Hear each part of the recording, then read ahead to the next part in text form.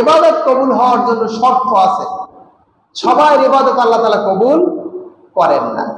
এক নম্বর হচ্ছে নির্ভেজাল শিরক, কুফর, নিফাক মুক্ত ঈমান থাকা দরকার। কি থাকা দরকার? ঈমান থাকা দরকার। যে ঈমানটার ভিতরে শিরক থাকবে না, যে ঈমানটার ভিতরে কুফর থাকবে না, যে ঈমানটার ভিতরে নিফাক থাকবে না, যে ঈমানটার ভিতরে বিদআত থাকবে না, বলছে এই আমল যদি করে এই অবস্থায় আল্লাহ তাআলা তারটা কবুল করেন। সুবহানাল্লাহ। দুই নাম্বার হচ্ছে সহি নিয়ত থাকা জরুরি। কি থাকা জরুরি? সহি নিয়ত থাকা জরুরি। ইবাদতটা যেন এককভাবে কার জন্য হয়? আল্লাহর জন্য যেন হয়। এই ইবাদতের ভিতরে যেন অন্য কাউকে শরীক করা না হয়। আল্লাহ তাআলার সাথে শিরককৃত ইবাদত, অংশদারিত্ব ইবাদত, অন্যকে সন্তুষ্ট করার ইবাদত আল্লাহ তাআলা কবুল করেন না। আলহামদুলিল্লাহ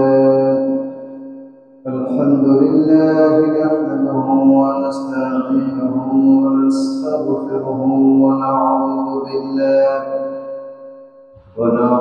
বিল্লাহি মিনাশ শুরুরি আনফুসিনা ওয়া মিন সাইয়্যাতি আ'মালিনা।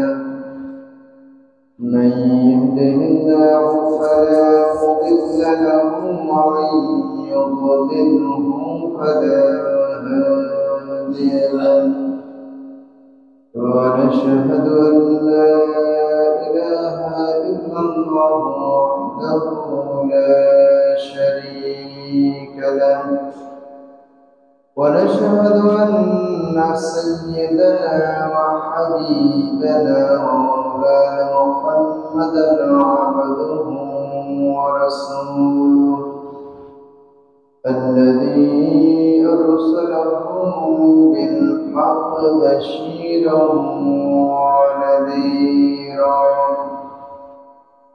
وداعيا إلى الله بإذنه وسراجا وقمرا منيرا. فقد قال الله تعالى في كلامه المجيد وفرقانه الحميد: أعوذ بالله من الشيطان الرجيم. بسم الله الرحمن الرحيم. واتل عليهم نبأ آدم بالحق إذ قربا قربانا فتقبل من أحدهما ولم يتقبل من الآخر قال لأقتلنك قال إنما يتقبل الله من المتقين.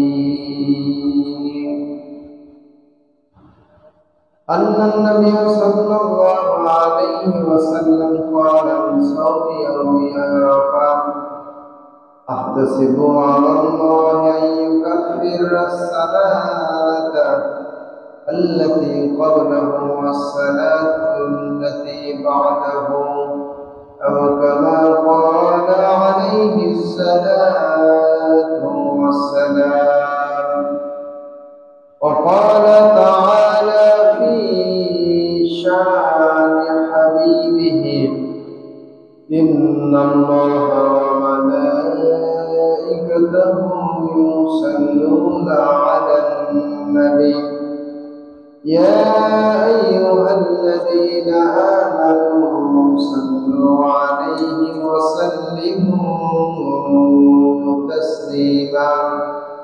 اللهم صل على محمد وعلى آل محمد كما صليت على إبراهيم وعلى آل إبراهيم إنك حميد مجيد. اللهم بارك على محمد وعلى كما باركت على إبراهيم وعلى آل إبراهيم إنك حميد مجيد الحمد لله আল্লাহ সুবহানাহু ওয়া তাআলা শাহী দরবারে শুকরিয়া জ্ঞাপন করছি যে রব্বুল কারীম আমাদেরকে আজকের এই জিলকদ মাসের শেষ জুমায় পবিত্র জুমার নামাজ আদায়ের লক্ষ্যে সমবেত হওয়ার সুযোগ দান করেছেন। আমরা সকলে বলছি আলহামদুলিল্লাহ। আল্লাহ সুবহানাহু ওয়া তাআলা ঐশী গ্রন্থ মহাগ্রন্থ আল কোরআনের 5 নম্বর সূরা সূরাতুল মায়েদা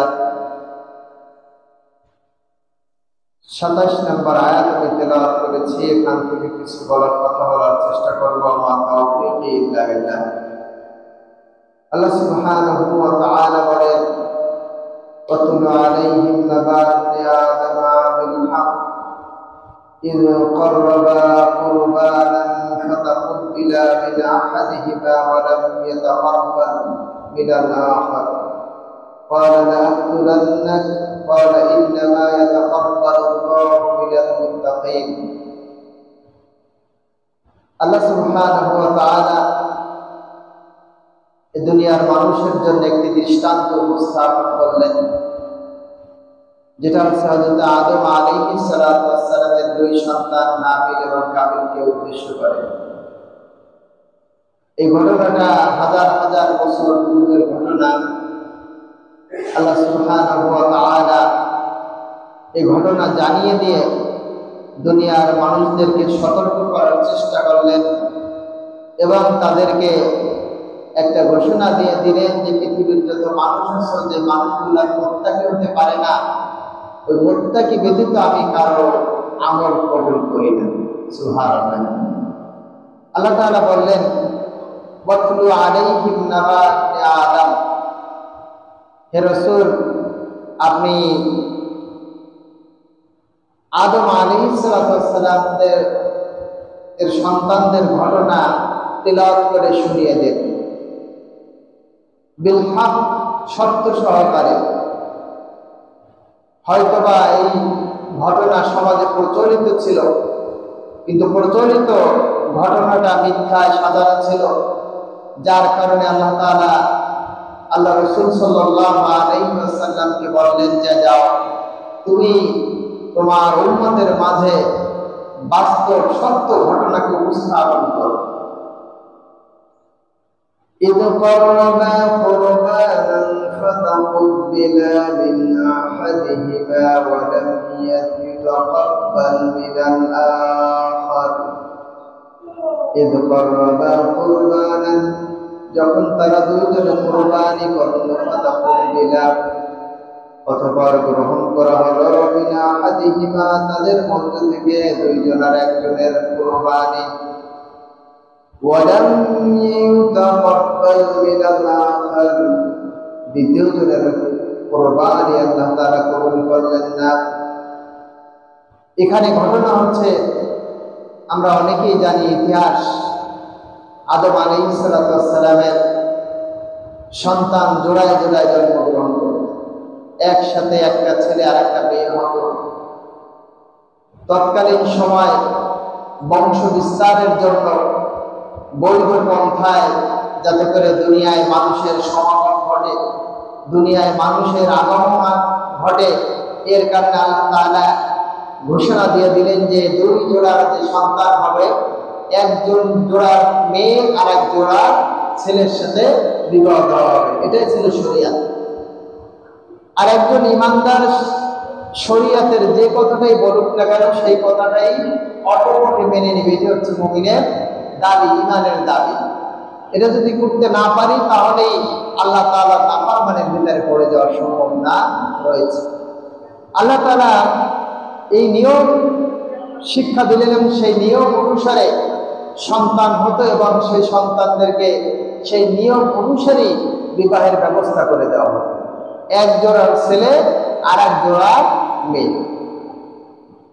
আদম আলাইহিস সালামের দুই সন্তান হাবিল এবং কাবিল, এই দুই সন্তান যখন জন্মগ্রহণ করলো, এই দুই সন্তানের সাথে আরো দুইটা সন্তান জন্মগ্রহণ করলো। একটা হচ্ছে কাবিলের সাথে আর একটা হচ্ছে হাবিলের সাথে, দুই মেয়ে জন্মগ্রহণ করলো। হাবিলের সাথে যে মেয়েটা জন্মগ্রহণ করলো সেটা একটু দেখতে অসুন্দর ছিল, ততটা সুন্দর ছিল না যতটা সুন্দর ছিল কাবিলের সাথে যে সন্তানটা, যে মেয়েটা জন্মগ্রহণ করেছিল। এই মেয়েটার নাম ছিল আকলিমা। যখন জন্মগ্রহণ করলো এবং বিবাহের যখন উপযুক্ত বয়স হলো, আদম আলাইহিস সালাম আল্লাহর শরীয়ত অনুযায়ী, আল্লাহর বিধান অনুযায়ী বিবাহের ব্যবস্থা করলেন, যে হাবিলের সাথে বিয়া দিলেন আকলিমা, আর কাবিলের সাথে বিবাহ দেওয়ার ব্যবস্থা করলেন হাবিলের সাথে যে সন্তানটা হয়েছিল, যে মেয়েটা ছিল তাকে।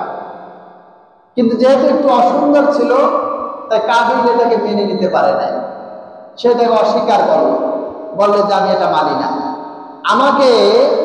আমার সাথে যে আকলিমা জন্মগ্রহণ করেছে তাকেই আমি বিবাহ করব। আদম আলাইহিস সালাম তাদেরকে ডেকে বললেন, দেখো বাবা, এটা তো আমার ইচ্ছা হয়নি, এটা হচ্ছে আল্লাহ তাআলার একটি বিধান, আল্লাহ তাআলার একটি হুকুম, এটা তুমি আমি সকলে পালন করতে বাধ্য। অতএব আল্লাহর হুকুমের সামনে আমাদেরকে নতজানু হওয়াটাই হচ্ছে বুদ্ধিমানের কাজ। তুমি আমার কথা মেনে নাও, শরীয়তের কথা মেনে নাও। তিনি মানলেন না, অস্বীকার করলেন। উপায়ন্তর না দেখে আদম আলাইহিস সালাম হাবিল এবং কাবিলকে বললেন, ঠিক আছে, তাহলে তোমরা দুইজনে মিলে কোরবানি করো, উৎসর্গ করো, আত্মত্যাগ করো, তোমাদের সবচেয়ে ভালো জিনিসটা তোমরা আল্লাহর রাস্তায় কোরবানি করে দাও। তারা মেনে নিল, উভয় কোরবানি করলো। আদম আলাইহিস সালামের সন্তান হাবিল তিনি মেষ পালন করতেন। তো তার যে মেষ ছিল, এই মেষের ভিতরে সবচেয়ে উত্তম যে মেষটা ছিল, এই মেষটাকে তিনি কোরবানি করে দিলেন। আর কাবিল সে কৃষি কাজ করত, তার যে সবচেয়ে নিম্নমানের যে শস্যগুলো ছিল সেগুলো তিনি কোরবানি করে দিলেন। আর কোরবানির একটা পদ্ধতি ছিল যে যারটা কবুল হতো একটা খোলা মাঠে পাহাড়ের উপরে রেখে আসা হতো, যারটা কবুল হতো তারটা পুড়ে যেত, আর যারটা কবুল হতো না তারটা ওখানেই পড়ে থাকতো। আদম আলাইহিস সালামের এই কথা শোনার পরে তারা উভয় কোরবানি করল। আল্লাহ তাআলা হাবিলেরটা কবুল করলেন, কাবিলেরটা কবুল করলেন না।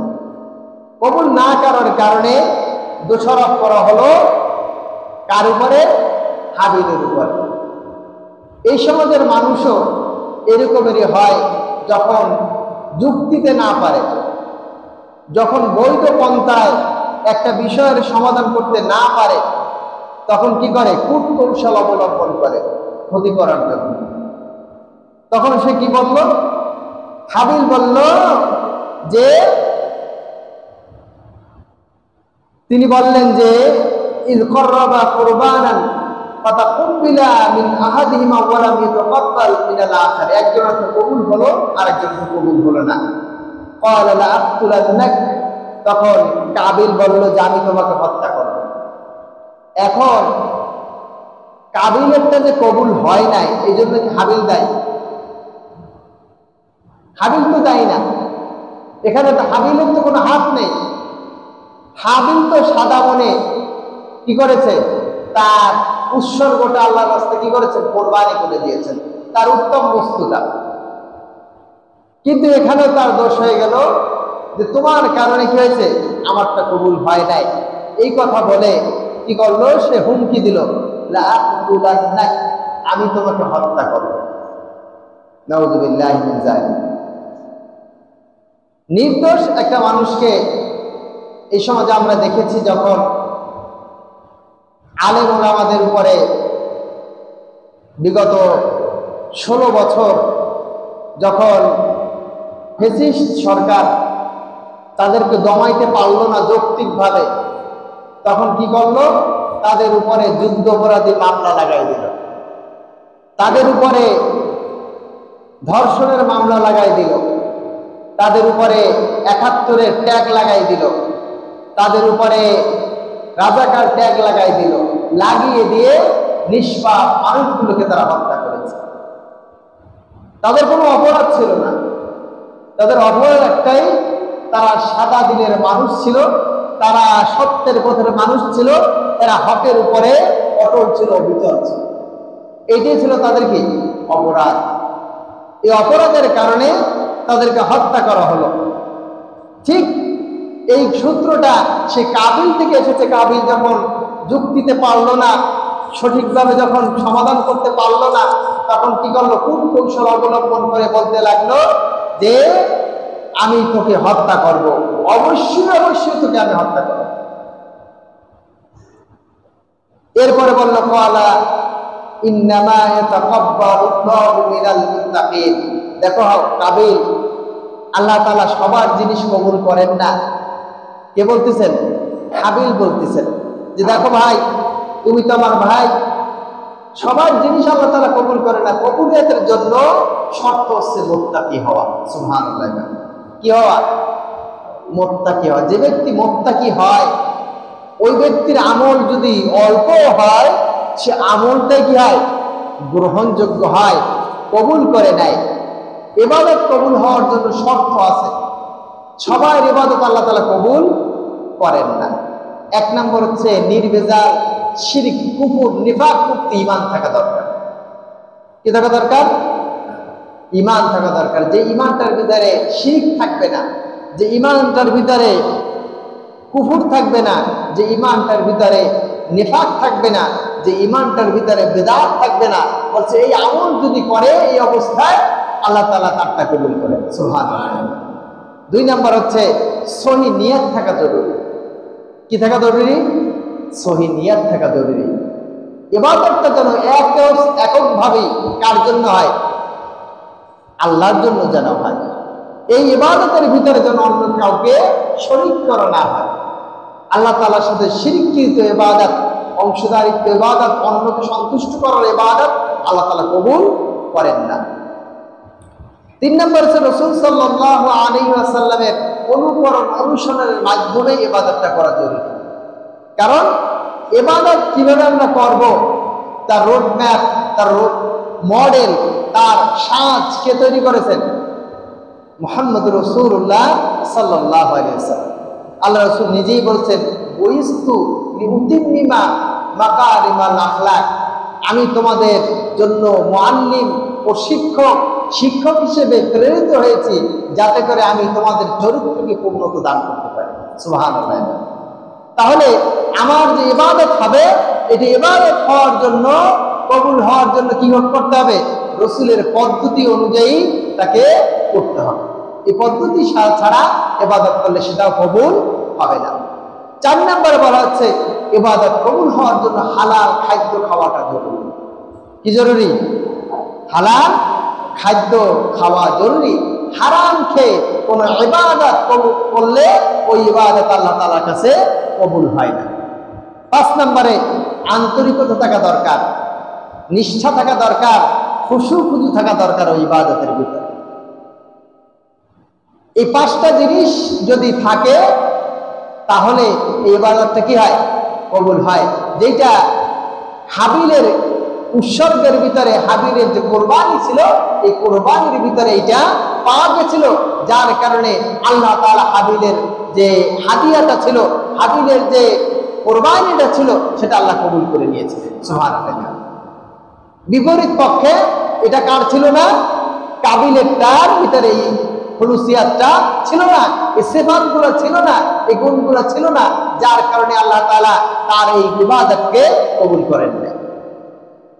সম্মানিত হাজিরিন, আমাদের সমাজেও আমরা এই যে কোরবানি আসছে, আমরা তো প্রায় বলে থাকি যে কোরবানি আসছে, কোরবানির জন্য বড় বড় গরু কোরবানি করা হবে, বিশাল বিশাল দামি দামি উট কোরবানি করা হবে, বিশাল বিশাল বকরি কোরবানি করা হবে, মহিষ কোরবানি করা হবে। বলা হচ্ছে এই কোরবানি সবার থেকে কবুল হবে। হ্যাঁ, অনেকের 10টা 15টা 20টা গরু কোরবানি করবেন, কিন্তু একটা কোরবানির তো দূরের কথা, ওই কোরবানির যে একটা লোম আছে পশুর, ওই লোমটা পর্যন্ত আল্লাহ কবুল করবেন। কেন করবেন না?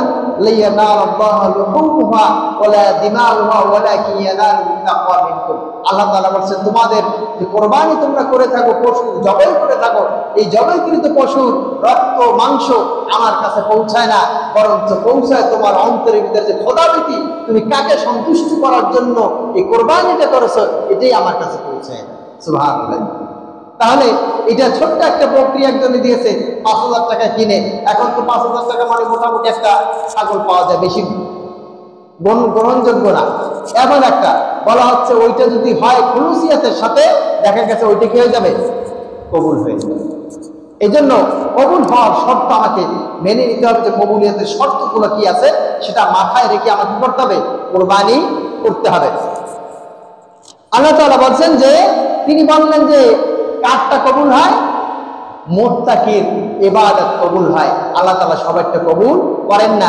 এই কথা বলার সাথে সাথে সে আরো খেপে গেল।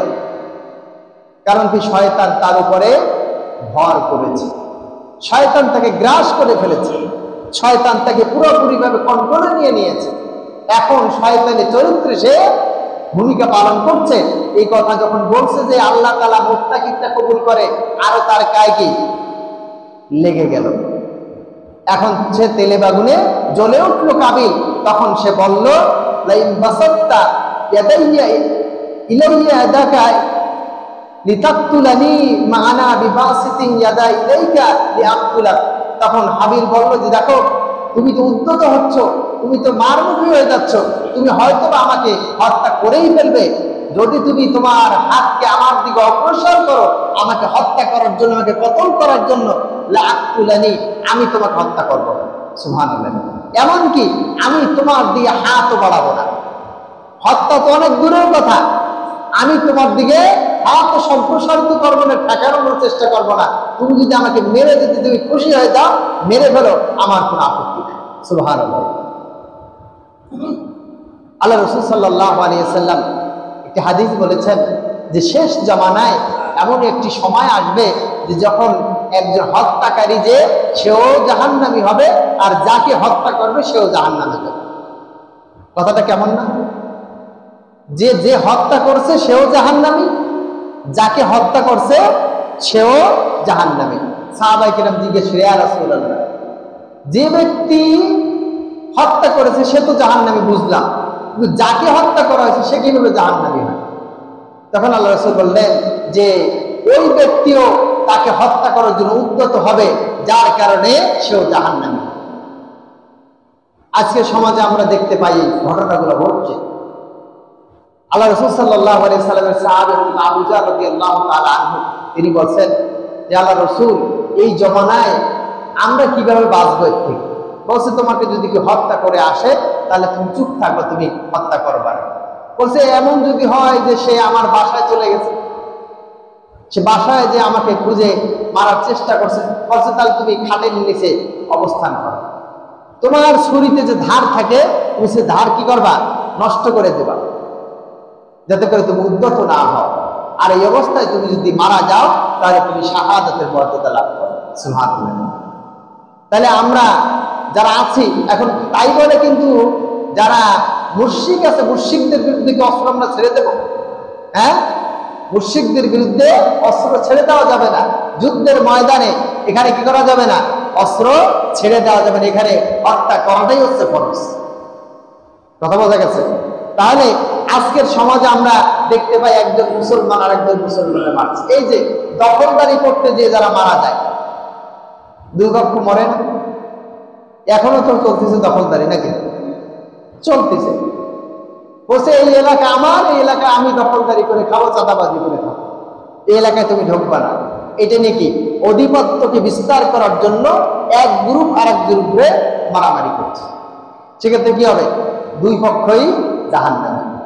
যে দুই পক্ষই মারা যাবে সেই দুই পক্ষই কি? জাহান্নামী। তবে কেউ যদি তার হক আদায় করার জন্য আমার তার জোর জবর করে দখল করার চেষ্টা করছে, সেক্ষেত্রে আমি যদি অস্ত্র ধারণ করি তাহলে আমার কি হবে না? গুনাহ হবে না, বরঞ্চ আমার হক, আমার যে অধিকার রক্ষার জন্য আমি যদি মারা যাই তাহলে আমি শাহাদাতের মর্যাদা লাভ করব। সুবহানাল্লাহ। সবাই তো হাজির। এই তখন বললো যে আমি তোমার দিকে হাত সম্প্রসারিত করবো না, তুমি যদি আমাকে মেরে ফেলো, মারতে পারো, আমি তোমাকে মারবো না। ইন্নী আখাফুল্লাহ রাব্বাল আলামিন, আমি আল্লাহকে ভয় পাই। কাকে ভয় পাই? আল্লাহকে ভয় পাই। এখানেও তিনি মুত্তাকি, তিনি প্রমাণ দিয়ে দিলেন যে আমি শুধু মুখে মুখে মুত্তাকি না, আমি কি কাজকর্মেই মুত্তাকি, আমি বাস্তবে আল্লাহকে ভয় পাই, এই জন্য আমি তোমাকে হত্যা করব না। সময় তাহাজিরিন, এরপর আল্লাহ তাআলা বলছেন যে ঘটনা তুলে ধরেছেন, ইন্নী উরিদু আন তুবু বিইসমি ওয়া ইসমিক, আমি আশা করি তুমি কি করবে, তোমার যে অপরাধ আছে, তোমার যে গুনাহ আছে, এই গুনার সাথে আমার গুনাহ নিয়েও তুমি কিয়ামত দিন উঠবে। এরপরে এভাবে ফাতাকুনা মিন আসহাবিন নার, আর তুমি জাহান্নামের অধিবাসী হয়ে যাবে। কেউ যদি নিরপরাধ কোনো মানুষকে হত্যা করে, অন্যায় কারণে একজন অপরাধ করতে পারে, কিন্তু সেই অপরাধের কারণে তার হত্যা করা যায় না, তারপরে সে কি করছে? হত্যা করেছে। বলছে যে এই যদি হত্যা কেউ করে তাহলে কি হবে, ওই যাকে হত্যা করা হয়েছে তার যত গুনাহ আছে সমস্ত গুনাহগুলো আল্লাহ তাআলা যে হত্যা করেছে হত্যাকারীর উপরে আল্লাহ তাআলা কি করবেন? চাপিয়ে দিবেন। আর সে কি হয়ে যাবে? ওই দুইজনের পাপ মিলে এক পাপের অধিকারী হয়ে সে জাহান্নামী হয়ে যাবে। এই জন্য আমরা নিজেদের স্বার্থ, নিজেদের হক রক্ষার জন্য আমরা চেষ্টা করবো, কিন্তু বিনা কারণে কারো উপরে অস্ত্রবাজি করতে যাব না। দখলদারি চলছে দলীয় কারণে, এখন আমি ওই দলের লোক, এখন আমি যদি না যাই তাহলে কেমন হয়, এই দল করতে যেয়ে কি আমি হয়ে গেলাম জাহান্নামী। যাওয়া যাবে? কথা বলেন, যাওয়া যাবে। আগে আমার ঈমান, আগে কি আমার ঈমান, তারপরে দুনিয়ার সব। ঈমানের সাথে আপোষ করার কোনো সুযোগ নাই। এরপরে আল্লাহ তাআলা বলেন ওয়াযালিকা জাযাউয যালিমিন, আর এটা হচ্ছে জালিমদের প্রতিদান, এটা হচ্ছে জালিমদের উপহার, এটা হচ্ছে জালিমদের পুরস্কার। যারা জালিম হবে তাদেরকে এই যে শাস্তির কথা বলা হচ্ছে জাহান্নাম, তাহলে এটাই হক, তাদের হক হয়ে যাবে। এবং আছে ফাতাওয়াত লাহু নাফসাহু কতলা আখিহি ফাকাতালাহু ফাসবাহা মিনাল খাসিরিন, সে যখন হত্যা করলো, হত্যা করার পরে তার ভিতরে একটা অনুভূতি আসলো, শয়তান কি করেছে, এখন তাকে ছেড়ে একটু দূরে সরে গেল। এতক্ষণ তো শয়তান তার উপরে কি ভর করেছিল। শয়তান যখন নিষ্কৃতি তাকে দিল ক্ষণিকের জন্য, তখন সে মাথায় বাড়ি দিচ্ছে, আহা আমি কি কাজটা করলাম, নিজে নিজে কি অনুতপ্ত হচ্ছে। বলছে যে আমি আমার ভাইকে হত্যা করে ফেললাম, মনে মনে কথা বলছে। আসে ক্ষতিগ্রস্তের অন্তর্ভুক্ত হয়ে গেল। এখন আর কিছু করার নাই। একজন হত্যা করার পরে তাকে কি আর জীবিত করা যাবে? হ্যাঁ, জীবিত করার কোনো সুযোগ নাই। একজন মানুষের শরীর থেকে আমি রক্ত প্রবাহিত করে দিলাম, শত চেষ্টা করেও ওই রক্ত কি ভিতরে ঢুকানো যাবে? হ্যাঁ, সম্ভব না। একটা মানুষের মনে আঘাত দিয়েছেন, এই আঘাতটা শত চেষ্টা করলেও কি হবে না, পৌঁছা যাবে না। আপনি তো রাগের সময় আপনি কি করছেন, তাকে কষ্ট দিয়েই যাচ্ছেন, আর এই কষ্টটা এক সময় কি হয়ে যায়, বড় ক্ষতে পরিণত হয়। আমি একটা গল্প বলছিলাম ইংলিশে, সেই ইংলিশে গল্পটা আছে, একটা ছেলে আছে, ছেলেটা প্রচন্ড রাগী। তার যখন রাগ ওঠে সে ঘরের মাল সামান ভাঙচুর করতে শুরু করে। তার পিতা একটা বুদ্ধি করলো যে ঠিক আছে, ও যখন রাগ করবে তাকে একটা কিছু পেরেক দেওয়া হবে, আর নির্দিষ্ট জায়গায় একটা কাঠ লাগিয়ে দেওয়া হবে, আর একটা হাতুড়ি দেওয়া হবে, এবং তার যখন রাগ উঠবে তখন এটা নিয়ে তাকে ওইখানে পাঠাই দেওয়া হবে। সে প্রতিনিয়ত যখন রাগ ওঠে তখন কি করে, ওই কিছু পেরেক আর হাতুড়ি নিয়ে সে চলে যায় তার রাগ দমানোর জন্য, যে এখন ওই তক্তার পরে মারতে থাকে, 2টা 3টা 4টা 5টা যতক্ষণ রাগ থাকে ততক্ষণ লাগাই দিতে গেছে। 1 দিন 2 দিন 3 দিন 4 দিন 5 দিন 10 দিন এরকম প্রায় 1 মাস চলে গেল। 1 মাস পরে তার বাবা আবার ডাকলেন যে বাবা এদিকে আসো, তুমি তো রাগের মাথায় অনেকগুলো পেরেক ওই তক্তার ভিতরে পুঁতে ফেলেছ, এখন আজকে একটু কাজ করো, তুমি তো মাথা ঠান্ডা আছে, তুমি পেরেকগুলো উঠাও দিয়ে যাও। সে উঠাইছে, অনেক কষ্ট করে পেরেকগুলো উঠেছে। এবার বলছে যে এখন এই যে ছিদ্রগুলো হয়েছে, এই ছিদ্রগুলো বন্ধ করো। কি করো, ছিদ্রগুলো বন্ধ করো। সন্তান বলছে, না আব্বু এটা আমি কিভাবে বন্ধ করবো, এটা তো বন্ধ করা যাবে না। তো বলছে, তুমি যখন রাগ করো, রাগের মাথায় তুমি যে আচরণ করো, তুমি যে মুখ থেকে যে ভাষাগুলো বের করো, তোমার যে ব্যবহারটা করো, তুমি এই ব্যবহারের কারণে আমাদের অন্তরটা ক্ষত বিক্ষত হয়ে গেছে, তুমি শত চেষ্টা করলে এটা পূরণ করতে পারবে না। এরকমের হয় না? আমি তো আমার মুখ থেকে কথাটা ফস করে বলে ফেলছি, কিন্তু যার দিকে মানে কি তাকে টার্গেট করে আমি কথাটা বলেছি, তার ভিতরে কি হয়েছে এটা তো আমি কোনোদিনও উপলব্ধি করতে যাই না। এই জন্য কথা বলার ক্ষেত্রে হিসাব করে বলা উচিত, হিসাব করে কথা বলা উচিত, হিসাব করে কাজ করা উচিত। এমনটা না হয় যে আমার একটা কর্মের কারণে আমি জাহান্নামী হয়ে গেল, এইটা যেন না হয়। তো সে এখন কি হয়েছে, অনুতপ্ত হয়েছে, কিন্তু অনুতপ্ত হওয়ার কোনো কাজ আর নেই, শেষ যা করার হয়ে গেছে।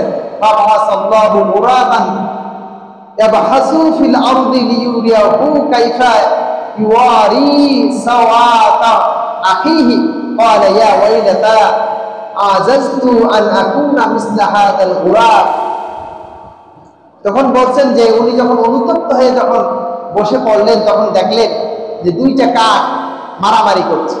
মারামারির পর্যায়ে একটা কাক মারা গেল। মারা যাওয়ার পরে দ্বিতীয় কাকটা কি করবে, এই লাশটাকে ঢাকার জন্য সে মাটি করবে, মাটি খুঁড়ে তারপরে তার মধ্যে ওই কাকটা রেখে তারপর আবার মাটি চাপা দিয়ে দেবে। এটা দেখার পরে সে চিন্তা করলো যে আমিও কি এই কাজটা করতে পারি। আমাকে যখন আমার পিতা জিজ্ঞেস করবে তোমার ভাই কোথায়, তখন আমি কি বলবো, তার চেয়ে একে এখানে দাফন করে চলে যায়। সেখান থেকে কি হয়েছে, দাফনের বিধান শুরু হয়েছে, দাফন দেওয়া শুরু হয়েছে। এবং পৃথিবীর সর্বপ্রথম যে হত্যাকাণ্ড সেটা সংঘটিত হয়েছিল ওই হাবিলকে দিয়ে এবং কাবিলের মাধ্যমে। হাবিলকে হত্যা করা হয়েছিল, কাবিল হত্যা করেছিল।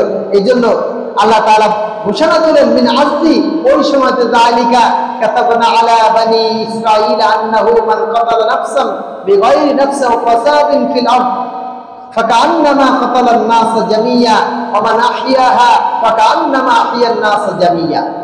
আল্লাহ তাআলা বললেন যে তখন থেকে আমি আল্লাহ তাআলা এই বিধান চালু করে দিলাম যে এই পৃথিবীতে যত হত্যাকাণ্ড হবে, যতগুলো মার্ডার করা হবে, প্রত্যেকটা মার্ডারের যে গুনাহ হবে এই সমপরিমাণ গুনাহ কার আমলনামায় লেখা হবে, ওই কাবিলের আমলনামায় লেখা হবে। এই জন্য পৃথিবীতে কোটি কোটি হত্যা হচ্ছে, এই কোটি কোটি হত্যার দায় তার ঘাড়ে যে বর্তানো হচ্ছে।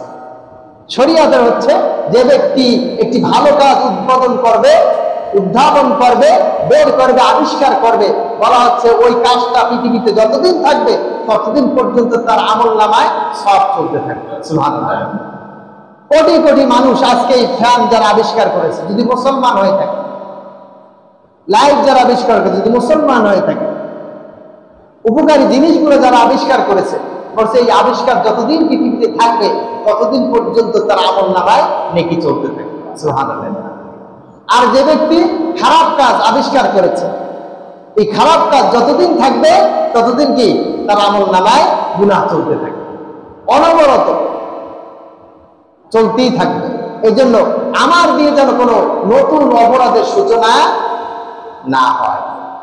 এই যে গুমের রাজনীতি করেছে যারা, করেছে না, গুমের রাজনীতি যারা শুরু করেছে, আয়নাঘর যারা তৈরি করেছে, পৃথিবীতে যত আয়নাঘর তাকে অনুকরণ করে বানাবে, তার আমলনামায় কি যাবে, এই গুনাহ চলতে থাকবে, চলতে থাকবে। এগুলো রাজাকারের ট্যাগ লাগিয়ে যারা হত্যা করেছে, ভবিষ্যতে যারা যতবার এই রাজাকার শব্দ ব্যবহার করবে বলা হচ্ছে ততবার তার আমলনামায় গুনাহ চলতে থাকবে।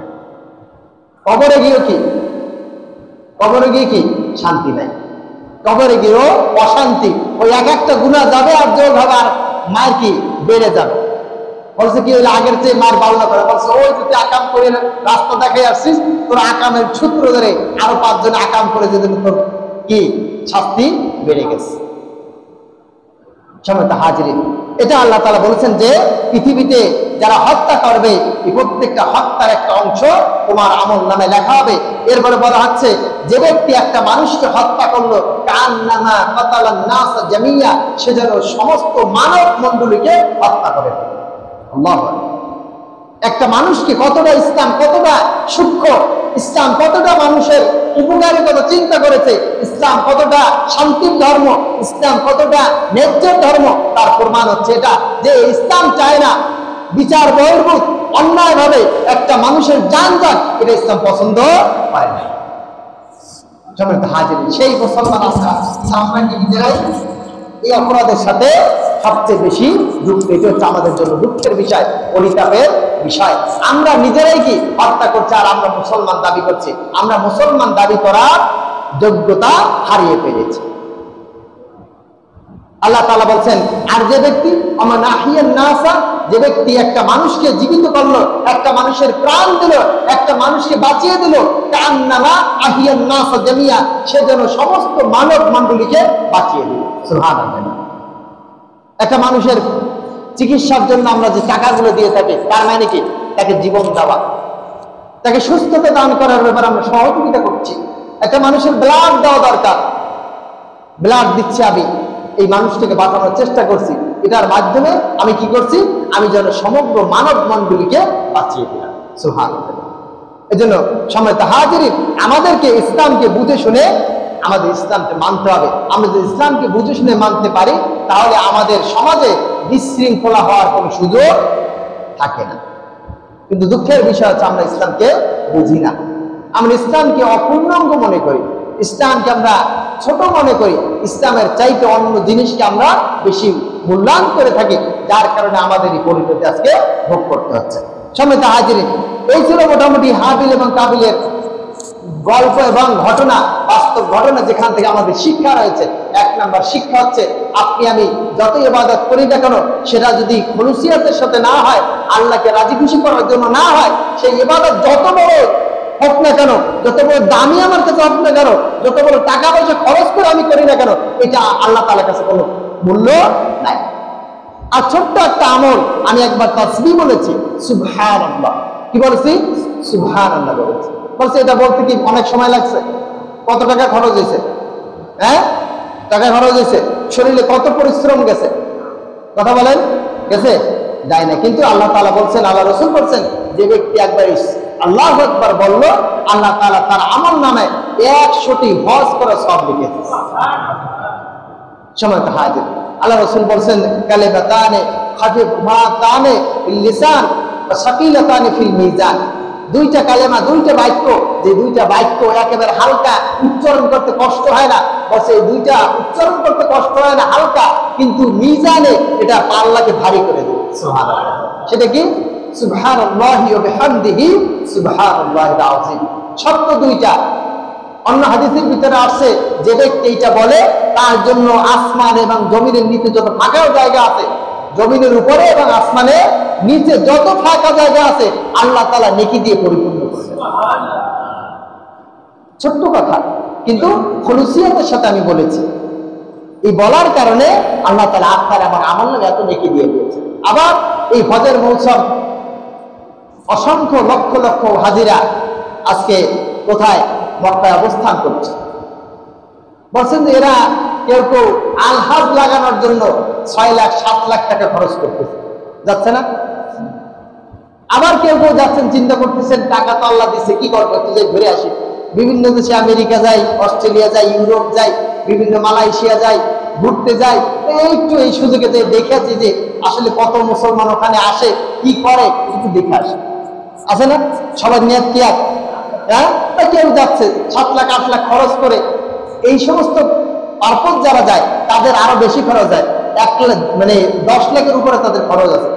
12 লাখ পর্যন্ত আমি সেদিন দেখেছি যে 12 লাখ টাকাও আছে হজের প্যাকেজ। কত লাখ? 12 লাখ। 12 লাখ টাকা যদি হজের প্যাকেজ থাকে, এই 12 লাখের সাথে আরো অন্তত 8 লাখ তাদের যোগ হয়, কারণ তাদের খরচ খরচার কি স্টাইলে আলাদা, চাহিদা আলাদা। তারা স্বাভাবিক থাকে না, তারা অস্বাভাবিকভাবেই জীবনযাপন করার চেষ্টা করে। তাহলে 20 লাখ টাকা খরচ করে কি করতে যাচ্ছে? আনন্দ ফুর্তি করতে যাচ্ছে। আবার কেউ কষ্ট করে নিজের উপার্জিত ঘাম ঝরানো টাকা দিয়ে হজ করতে যাচ্ছেন, কারণ আল্লাহ রাসূল বলছেন যে যে ব্যক্তির হজ কবুল হয়ে যায়, লাইসা জাযাউ ইল্লাল জান্নাহ, বলছে একজন হাজী সাহেব যাকে যদি কবুল করে নেওয়া হয়, হজ মাবরুর যদি হয়ে যায়, কবুল হয়ে যায় হজ, বলছে তার পুরস্কার জান্নাত ছাড়া আর কিছু।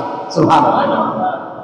তার ব্যাপারে আল্লাহ রাসূল ঘোষণা করেছে ওয়ালাদাত উম্মুহু, সে যেন কেবল তার মায়ের পেট থেকে জন্মগ্রহণ করেছে, অর্থাৎ তার পিছনের সমস্ত গুনাহ আল্লাহ তাআলা মাফ করেন। এই জন্য সবার উদ্দেশ্য তো এক না, এক না। এই জন্য খুলুসিয়তের সাথে ইবাদত করে। খুলুসিয়তের সাথে যদি ইবাদত করা যায়, ছোট্ট ইবাদত হলেও, অল্প ইবাদত হলেও, সেটা কি হয়ে যাবে? নাজাতের জন্য যথেষ্ট হয়ে যাবে। সম্মানিত হাজিরিন, এই জন্য আমরা চেষ্টা করবো, আমরা যারা কোরবানি দেওয়ার সুযোগ আছে, ইনশাআল্লাহ আগামী জুমায় কোরবানি সংক্রান্ত আলোচনা হবে। আমি শুধু এতটুকু বলবো, যারা কোরবানি দেবেন, কোরবানিটা যেন খুলুসিয়তের সাথে হয়। এমনটা না হয় যে আমার পরিবারের আত্মীয় স্বজন আছে, 30-40 জনকে দিতে হবে, আমি যদি বড় একটা গরু কোরবানি না দিই তাহলে তো ভাগে কম পড়বে, এটা দিয়ে তো পোষাবে না। এই টেন্ডেন্সি নিয়ে যদি আপনি লক্ষটাও কোরবানি করেন, এটা আল্লাহ তাআলার কাছে কোনো দাম থাকবে না। আর যদি উদ্দেশ্য থেকে আমি আমার সামর্থ্য আছে এতটুকু, এই সামর্থ্য দিয়ে আমি কি করছি? কোরবানি করছি, আল্লাহ তুমি এটা কবুল করো, হয়তো ওইটা আপনার জন্য নাজাতের জরিয়া হয়ে যাবে। এই জন্য কোরবানিটা করতে হবে কার জন্য? আল্লাহর জন্য করতে হবে। আল্লাহ তাআলা আমাদের কবুল করুন।